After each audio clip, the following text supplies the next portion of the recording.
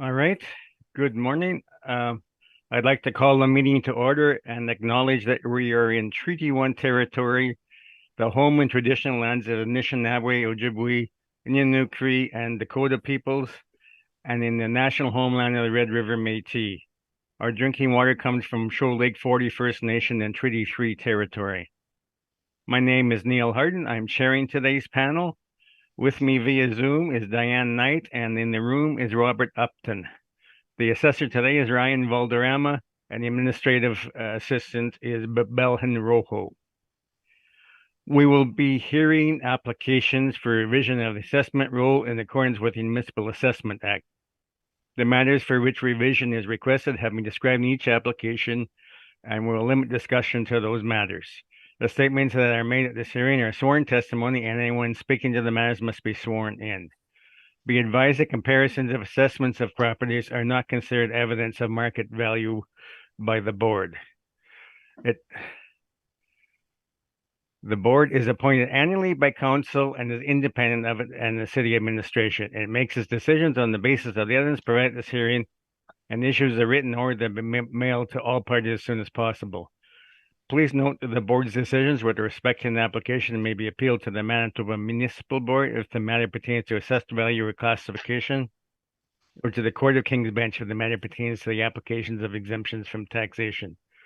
Should you wish to appeal, information on how to do so will be included with the board's order. With respect to the hearing process, I will confirm the points of appeal with your property to be addressed with each applicant following the swearing in. We will then have the assessor's testimony followed by questions that the applicant may have, and then the applicant's testimony followed by questions. Each side will have the opportunity to summarize if they wish. Once all the evidence about an application is being brought forward, the applicant may leave. The process will repeat for each item on the docket today. The session will close after all the applications have been heard, and the board will deliberate in private and make its decisions. You will receive the board's decision by registered mail as soon as possible. As information, all publications are live streamed, recorded, and will be part of the public record. We'll be hearing items 2 through 4 on our docket today. Ms. Rojo, please affirm the assessor's and applicant's testimony. Mr. Assessor, please state your full name. Ryan Valderrama. And you affirm the evidence about to present at this hearing is the truth, the whole truth, and nothing but the truth? I do. Thank you. Mr. Applicant, please state your full name. Marcelo Navarro. And you affirm the evidence about to present at this hearing is the truth, the whole truth, and nothing but the truth? I do. Thank you. All right, so the first item on the docket, the remaining item is 2280 St. Mary's Road, and it's a personal care home. So, Mr. Valderrama, you can proceed. Thank you, Mr. Chair. The first property has a file number of 23-306. It has a roll number of 08006029600. The property is located at 2280 St. Mary's Road. We're dealing with the roll year of 2024 using reference date of April 1st, 2021.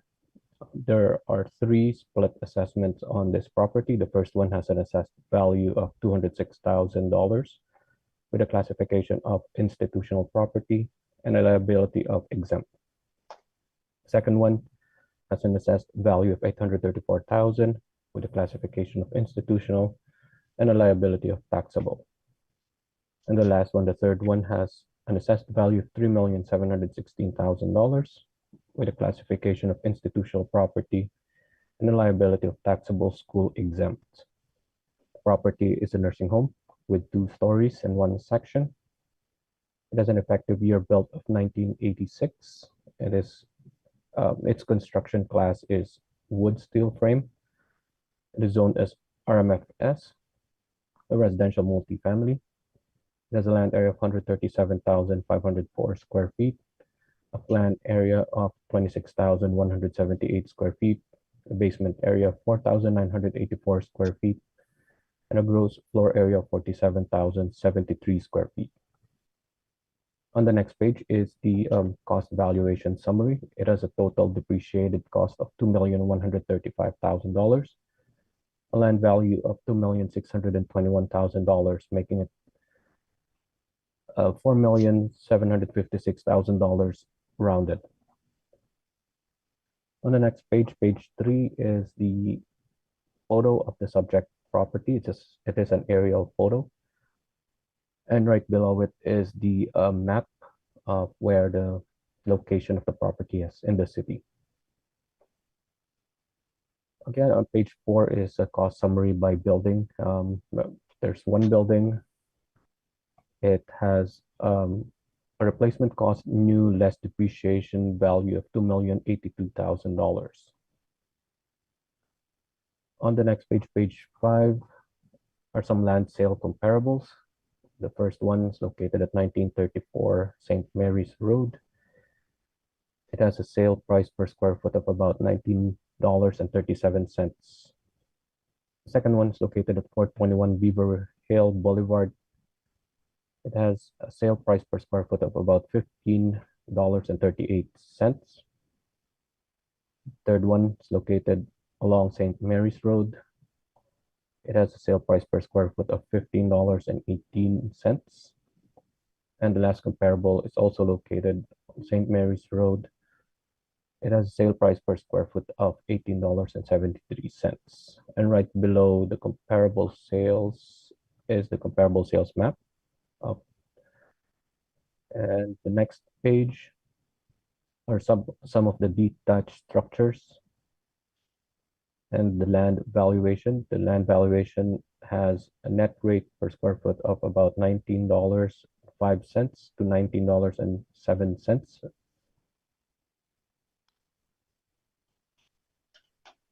And this, on page 7 is the classification and liability allocation for the subject property. On page 8 is the zoning. And from pages 9 up to page 11 is where the 2024 cost report for the subject property is located. And that's my presentation, Mr. Chair. All right. Marcello, do you have any questions? Yes, pertaining to the land value, you have one comparable, and that is valued at a sale price per square foot of $19.37. The remainder are all below the land rate that you use. Can you indicate how you came to your conclusion on land value? This is a model-driven land valuation. Okay, so it's not necessarily based on the comparables that you chose. The comparables are to support the land value that was generated by the model. Okay. And in terms of the land, I'm just going to quickly calculate exactly how much it is in acres. It's 3.15. Yep, 3.157 acres. Okay.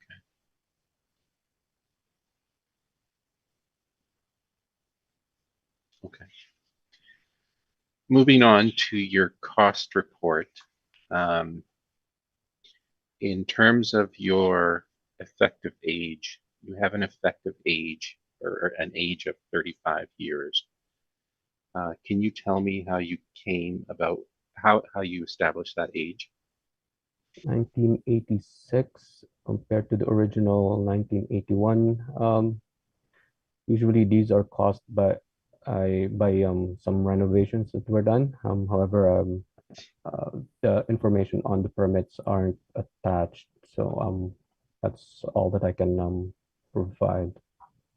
Okay, so just from taking the reference date of 2021 and minusing the effective year built that you have of 1986, that gives you an age of 35. Yes, that's so I correct. believe that's how the system chose it. I guess the next question that I have is when you determine the age of the property, is that an economic factor or is that a physical factor? Again, as I've mentioned, it was if there are any extensive or minor renovations that were completed in the property or on the structure or the building or any improvements, the effective year is adjusted. Okay, I understand that, but we know that the age that you have here is based on the reference date minus the effective year built, correct? Yes. Okay. So when you take the reference date into account, are you not talking about economic factors at the time? Don't believe so, no. Okay, so then age is an economic factor, or is it a physical factor? More on the physical factor. Okay, so then wouldn't you actually calculate back from the physical date, which is 2024? Again, as I've mentioned earlier, the effective year built is based on a lot of factors, and one of which is if there are any renovations that were completed or done in the property or any improvements. Okay, So we base it on the effective year built. okay. And the detached structures that you've valued in here, those have been valued based on their age. I believe so they are. Okay.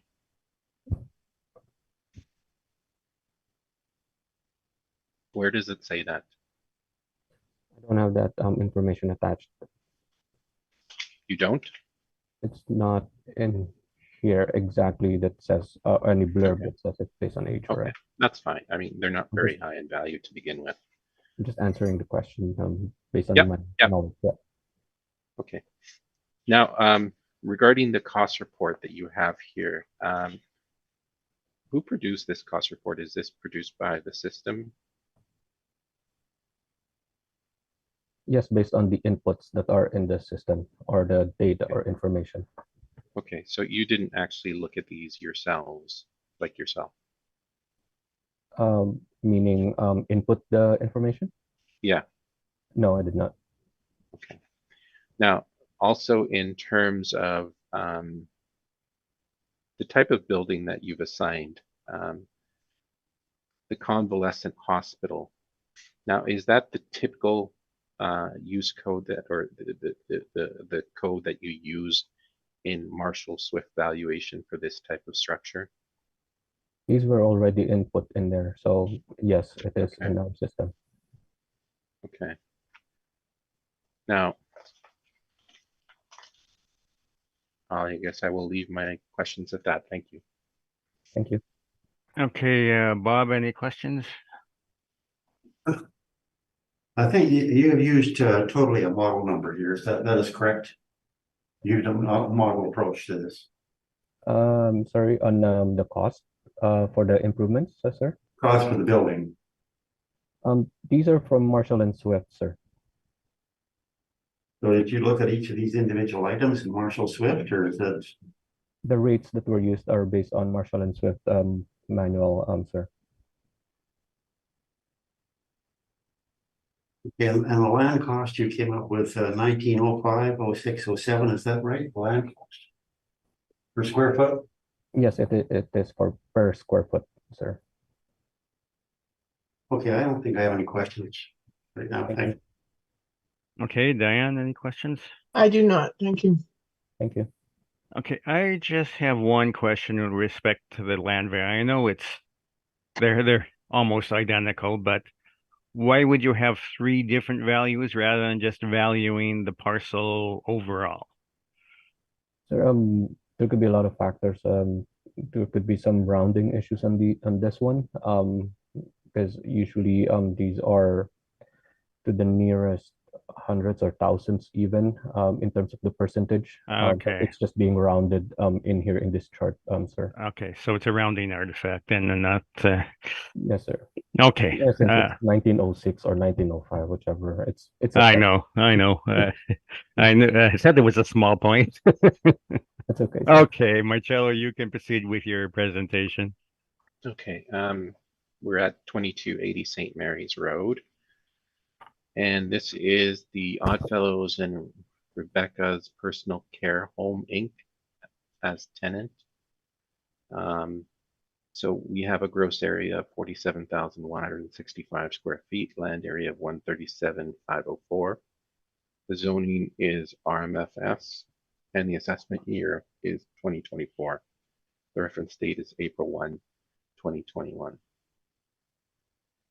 On page 2, you can see the current assessment based on the portioning that is in place. So 3,716,000 is school tax exempt, 206,000 is exempt, and 834,000 is taxable. And then you can see our requested assessment based on the portioning that we applied to the property. On page 3, you can see the picture of the property, a bird's eye view, and an outside picture of the property.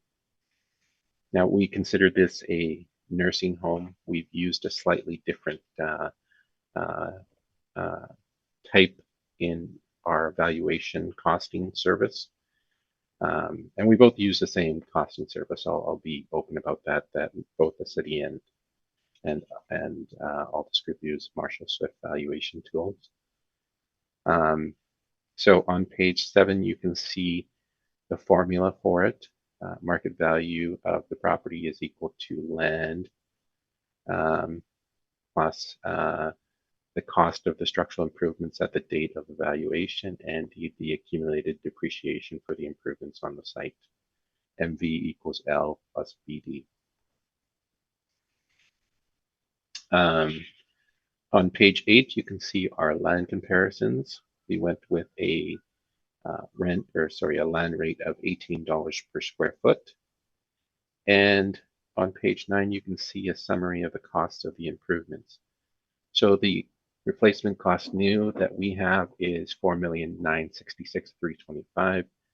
The accumulated depreciation is $3,377,102. So the replacement cost new is $1,558,999, and we've also added $30,224 in detached structures. So the market value of the land, as we have here on page 8, is indicated as $2,475,072 plus $1,589,228. So that's taken from the replacement cost new of the building plus the detached structures. That gives us a value of $4,064,295. Okay, and we can turn to page 10 to see the breakdown of how we've portioned it. So we have a portioning of $3,101,000 for the school tax exempt portion, $55,000 for the exempt portion, and $908,000 for the taxable portion. The way that the portioning was handled is exactly how the city handled it. That's why the numbers actually come out different. For example, our taxable actually comes out a little bit higher than the city's taxable amount. And our exempt portion comes out lower than the city's amount as well. In the appendix, you can see the costing data sheet. You can see in section 1, we have wood frame steel, and we've used elderly assisted multi-res, 30,902 as the square footage, plus there are 4,984 square feet of basement. And in section 2, you can see 11,279 square feet.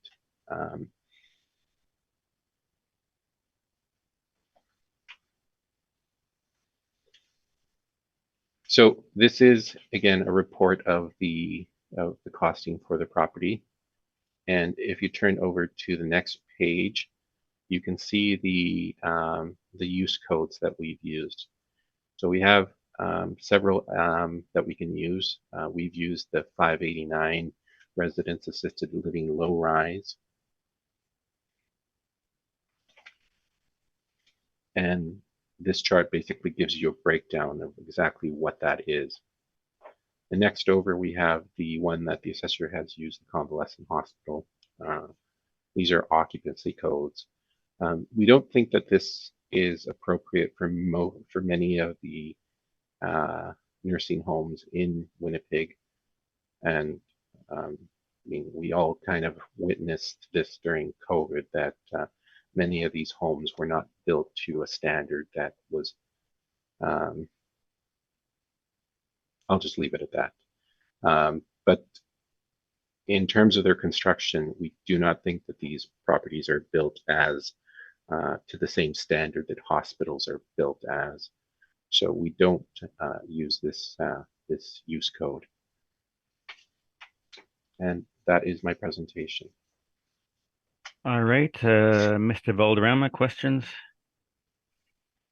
I have none, Mr. Chair. Okay, Diane, any questions? No. Bob? Yes, for your land value, you come up with $18 a square foot. It's $18. Where did you get that number? If you turn to page 8, you'll see the land chart there. Okay, Okay, so our average was 1858, our median was 1724, the minimum was 1321, the max was 2583. I chose a rate of $18 per square foot. so you use these properties and average them out, so to speak. Yes, yes, we provide some very basic stats there. Okay, and they range from Transcona into West Kildonan. Okay, let's Yeah. see. You've done it. Okay, okay. Thanks very much. Thank you. Good. Yep. Okay, I got a question on your use codes here. The 589 talks about 3 stories or less, where each studio, 1 or 2 bedroom suites have limited individual kitchen facilities and a mix of common support areas. That sounds more like the senior living apartments. Would that be fair to say?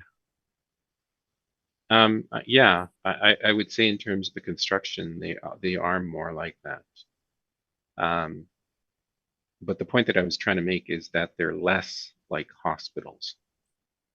And that's why we use the 589 code as opposed to the other one, which is the 313. Yeah, but most of these personal care homes, they have the nursing stations for each unit? And Yeah, absolutely. And I mean, you find them in the assisted living facilities as well. You will find nursing stations there.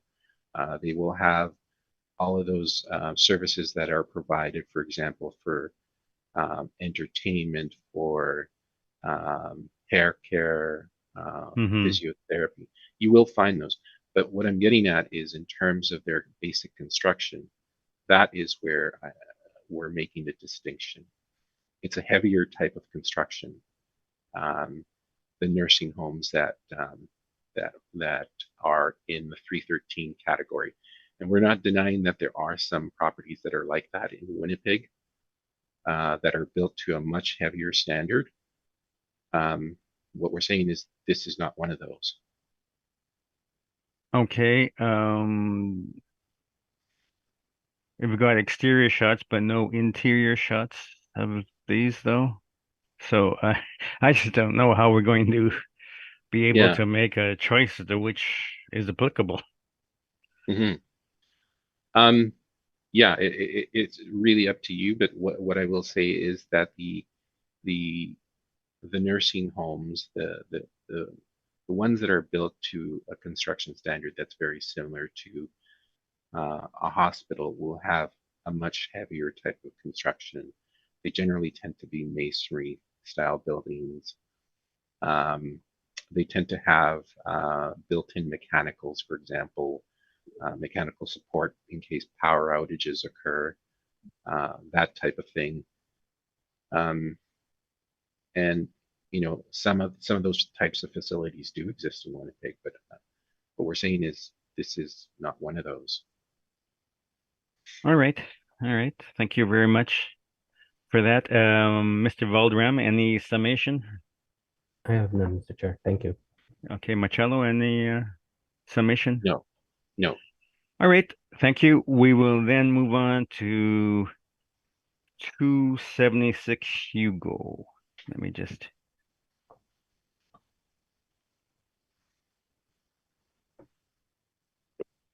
open the right files.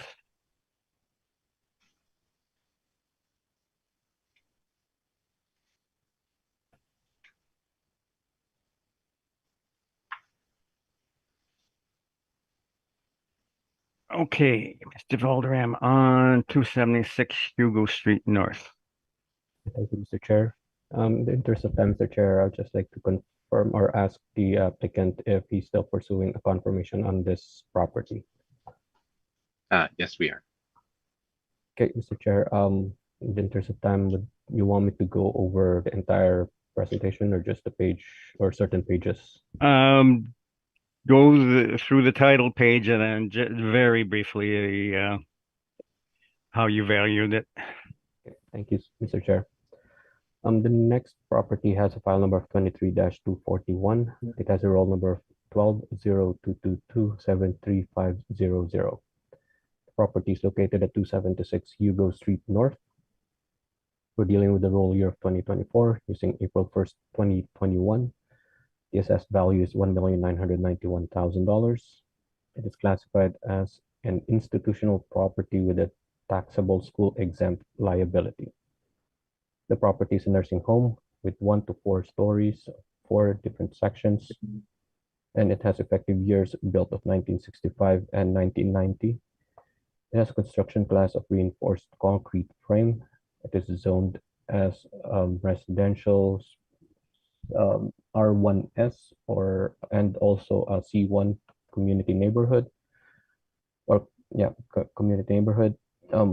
It has a land area of 19,675 square feet, a planned area of 7,543 square feet, a basement area of 3,121 square feet, and a gross floor area of 30,251 square feet. This property has been assessed based on cost methodology. That's my presentation, Mr. Chair.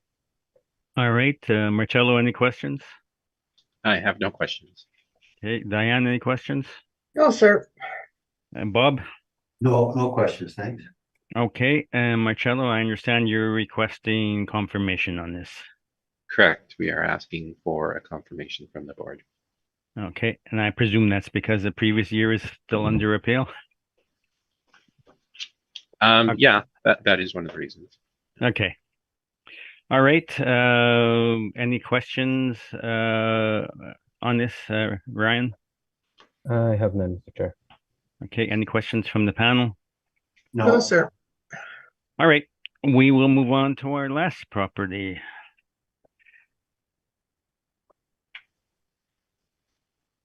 $16.79 Pembina.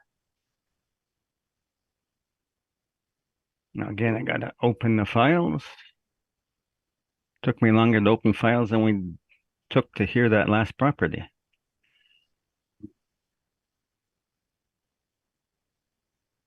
All right, on 1679 Pembina.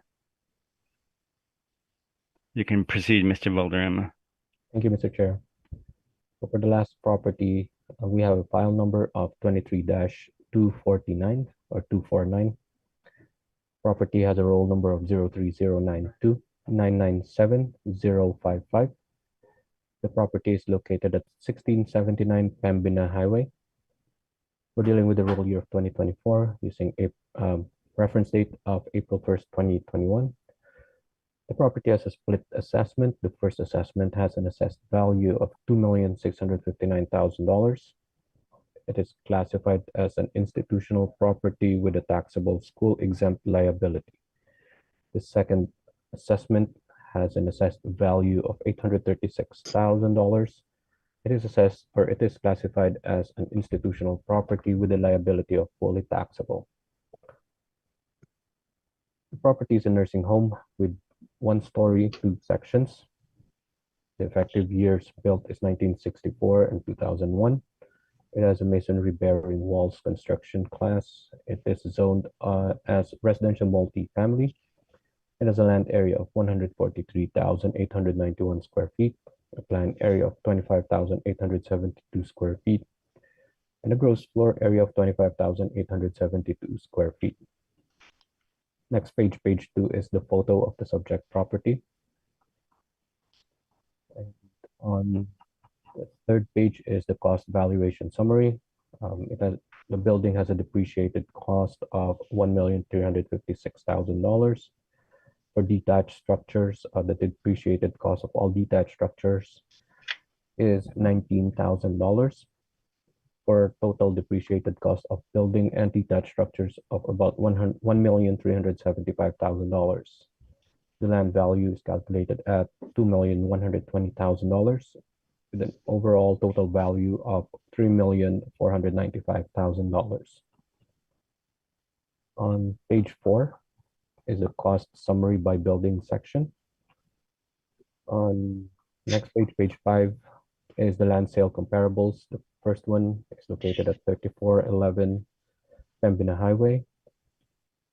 It was sold for $14.65 per square foot. On the second land sale comparable is located on Lee Boulevard. It was sold for $13.50 per square foot. Third comparable is located at 745 Ballantrae Drive. It is sold for about $25.83 per square foot. And the fourth comparable is located at 425 Ballantrae Drive. It was sold for $28.13 per square foot. Right below the comparable land sale comparable chart is the map of the land sales. On page 6 is the detached structure details. And right below it is the land valuation split. On page 7 is the classification and liability allocation.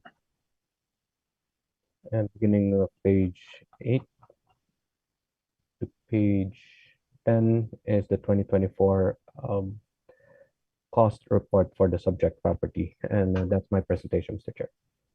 Okay, questions, Marcello? I think I've covered most of these questions in the previous one. So I don't have any further questions to ask. Okay, thank you. Bob, any questions? Yeah, your land value of 1473. That's just a model number. 1473. Yes, it is a model derived valuation, Mr. Chair. So your comparables were not used in this, only confirming type of number. As I mentioned earlier, the land sale comparables are to support the model derived Pardon me, valuation. speak up, I can't hear you. The land sale comparables are to support or are here to support the land valuation produced by the model. Because they certainly vary greatly from what you've come up with, 1473. Mhm. Do any one of these you rely on more than the other? Location wise, I mean 3411 Pembina Highway, which was sold in 2012, would be somewhat closer to the subject property, Okay, good. Thank you. or even those other ones as well. The Ballantrae and the Ballantrae sales too are within the area. Okay, thank you. Thank you. Okay, Diane, any questions? No, sir. Okay, and I have no questions, so Marcello, you can proceed with your presentation. Okay, we have Pembina Care Services Limited and 1679 Pembina Highway. You can see on page 2 the current assessment and the split. So 2,659,000 taxable school exempt and 836,000 taxable. And you can see our split as well, 2,391,000 taxable school exempt and 853,000 taxable. You can see the general location there on Pembina Highway. This is actually just north of, I guess where, not exactly where, it's not called Bishop Grandin anymore. I can't remember the name of it, the new name of it, but it is just north of the corner of what used to be Bishop Grandin and Pembina Highway. And it sits on the west side of Pembina Highway. You can turn to, we've already gone over the methodology in terms of market value plus land plus building and accumulated depreciation. So we've done that. We used some of the same land comparables.